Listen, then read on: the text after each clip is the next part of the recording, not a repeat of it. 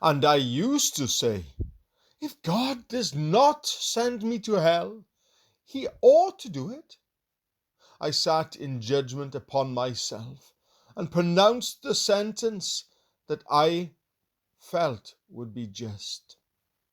I could not have gone to heaven with my sin unpardoned, even if I had had the offer to do it, for I knew that it would not be right that I should do so, and I justified God in my own conscience, while I condemned myself.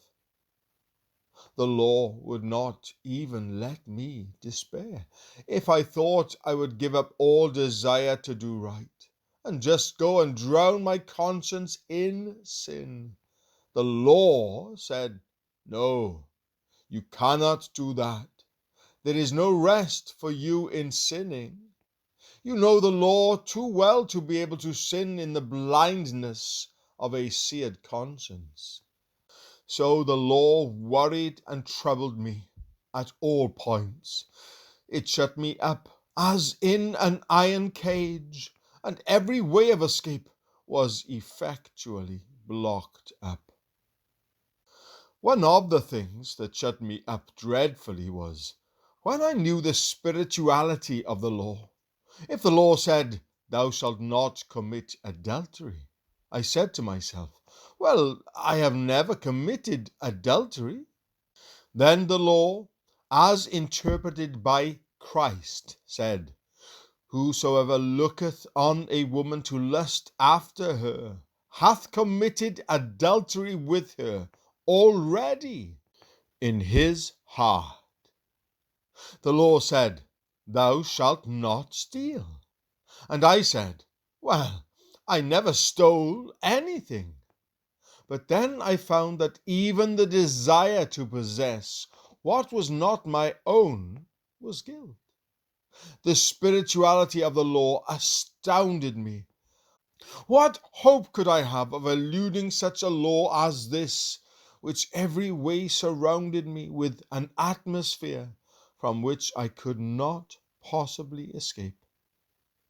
Then I remembered that even if I kept the law perfectly, and kept it for 10, 20, or 30 years without a fault, yet if at the end of that time I should break it, I must suffer its dread penalty. Those words spoken by the Lord to the prophet Ezekiel came to my mind. If he trust to his own righteousness and commit iniquity, all his righteousnesses shall not be remembered, but for his iniquity that he hath committed, he shall die for it. So I saw that I was indeed kept under the law, shut up.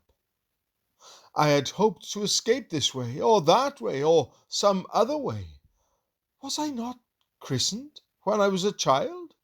Had I not been taken to a place of worship? Had I not been brought up to say my prayers regularly? Had I not been an honest, upright, moral youth? Was all this nothing? Nothing, said the law, as it drew its sword of fire.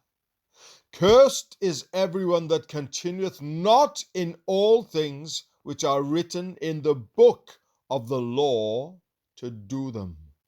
So there was no rest for my spirit, nay, not even for a moment. What was I to do? I was in the hands of one who showed no mercy whatever. For Moses never said, mercy.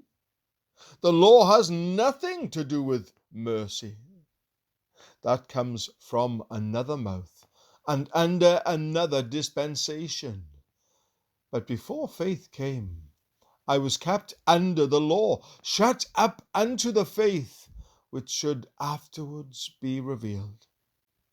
I am bold to say that if a man be destitute of the grace of God, his works are only works of slavery. He feels forced to do them. I know before I came into the liberty of the children of God, I went to God's house. I went because I thought I must do it. If I prayed, it was because I feared some misfortune would happen in the day if I did not. If I ever thanked God for a mercy, it was because I thought I should not get another if I were not thankful. If I performed a righteous deed, it was with the hope that very likely God would reward me at last, and I should be winning a crown in heaven. I was a poor slave, a mere Gibeonite, hewing wood and drawing water. If I could have left off doing it, I should have loved to do so. If I could have had my will, there would have been no chapel going for me, no religion for me.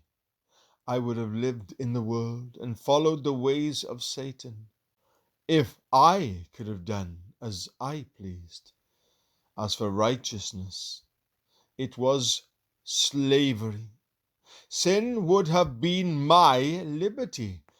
Yet, truth to tell, of all the bondage and slavery in this world, there is none more horrible than the bondage of sin. Tell me of Israel in Egypt, unsupplied with straw, yet preparing the full tale of bricks. Tell me of the Negro, beneath the lash of his cruel taskmaster, and I confess it is a bondage fearful to be borne. But there is one far worse, the bondage of a convinced sinner when he is brought to feel the burden of his guilt. The bondage of a man when once his sins are baying him like hounds about a weary stag.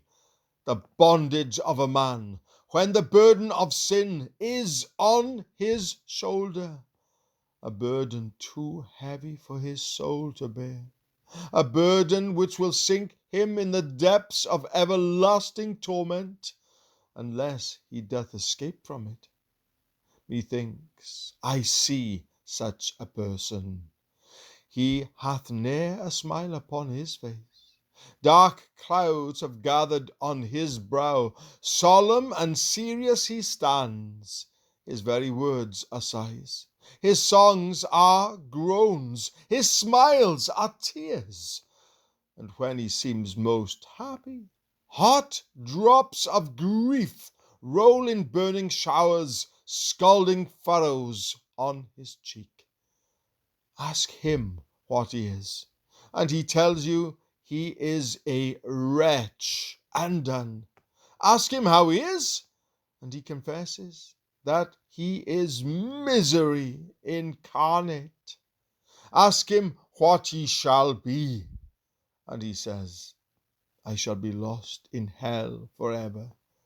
There is no hope for me. Such is the poor convinced sinner under bondage. Such have I been in my days, and I declare that of all bondage, this is the most painful, the bondage of the law, the bondage of corruption. My impression is that this is the history of all the people of God, more or less. We are not all alike in every respect. We differ greatly in certain particulars.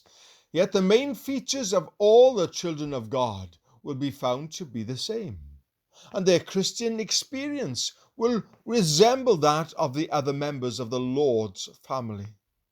I do not say that all have felt the apprehension of coming judgment as I did, but this is how it came to me.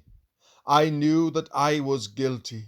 I knew that I had offended God. I knew that I had transgressed against light and knowledge, and I did not know when God might call me to account. But I did know this.